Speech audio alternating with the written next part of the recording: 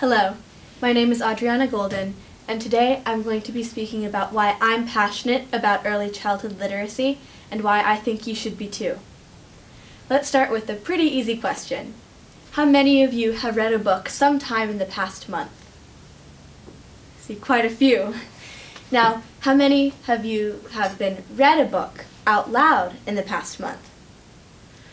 Not as many. Generally, we associate reading aloud with childhood. Do any of these books bring back childhood memories? For me, this one does. On September 7th, 2002, 2 days after I was born, my parents brought me home from the New York Presbyterian Hospital to our little Manhattan apartment, and my mother read me my first book. It was the literary masterpiece by Sandra Boynton called Moo, Ba, La La La, and it featured a merry cast of singing animals. But since babies generally spend their first few months of life sleeping, throwing tantrums, eating, or doing some other such intellectually stimulating activity, it might seem like a terrible waste of time to read to your child. Not so. New studies from the American Academy of Pediatrics indicate that reading from your child from ages 0 to 5 years old can in fact set them up for success in school, beyond into college, and on in life. So thanks, Mom. I really owe you. But in some underprivileged families, the luxury of early childhood literacy is simply not a reality. Let's look at the sheer cost of this. Hardcover books cost almost $18, while a child's paperback still costs $7. If putting food on the table is a day-to-day struggle, how can one even think about purchasing luxuries such as books? Also, these are simply the costs of books in the primary language of the country they're in. As soon as books are translated, their costs get marked up at an incredible rate. While it's easy to say that some children will have access to books in preschool or daycare, it's important to remember that not all preschools are state subsidized, making them incredibly expensive. According to the National Association of Child Care Agencies, the cost of 1 year of preschool alone can fall between $4,000 and $13,000. Many families have children that will attend preschool for more than 2 years and have more than one child. Do the math, and it's an incredible expense for any family. Also, it's unfair to assume that everyone will have equal access to good public libraries. Many libraries in impoverished communities lack the resources, such as volunteers or donations, to offer all the programs that libraries in perhaps a more privileged community would. So, really, when children don't have access to books, it doesn't only affect their reading skills, but their simple book skills. Simply entering not knowing how to hold a book can make you feel so discouraged. You might not know that the black characters at the bottom of the page are words and that they explain the illustration, or that you read them left to right.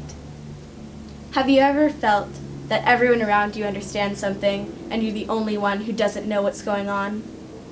That's me in math class quite a bit. You feel discouraged. You feel ashamed. You feel embarrassed. And sometimes flat out stupid. It does a number on your self-esteem. And that's why it's so dangerous to enter school without having adequate preparation. Because you feel so discouraged about not knowing what's going on compared to the knowledge of your classmates. And it can even set you up to have a disinterest or disdain for school, something that is truly, truly dangerous. So, we may say that all students entering school have equal opportunity, and in a vacuum this seems true. It's the same teacher, administering the same materials with the same tests and same homework, but really, it's not always fair. With all the exorbitant costs of books, of preschools, the inadequacy of public libraries in some communities, it makes it where the reading that will take place in families with more disposable income in impoverished families does not take place at all.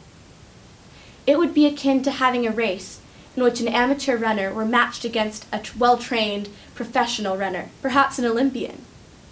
And it might seem like a fair race. It's the same track, it's the same starting pistol, the same finish line. it really isn't a fair race because the question comes down to preparation. So no, it's not a fair race, and it's not a fair race for the children in the classrooms across America either. In the end, why does it matter if we read? Look at the new data from the National Institute of Libraries. Students who read for 20 minutes a day placed in the top 90th percentile on standardized testing, while students who read 5 minutes per day placed in the 50th. And the ones who read for 1 minute a day placed in the 10th percentile on standardized tests. Reading out loud exposes you to many new words, to broaden your vocabulary, but also to new concepts and ideas, making you a culturally well-rounded person. As the saying goes, the best preparation for the SAT is being well-read. And this brings us back to the question of how unfair it is, and how can we address the problems that face the children of America.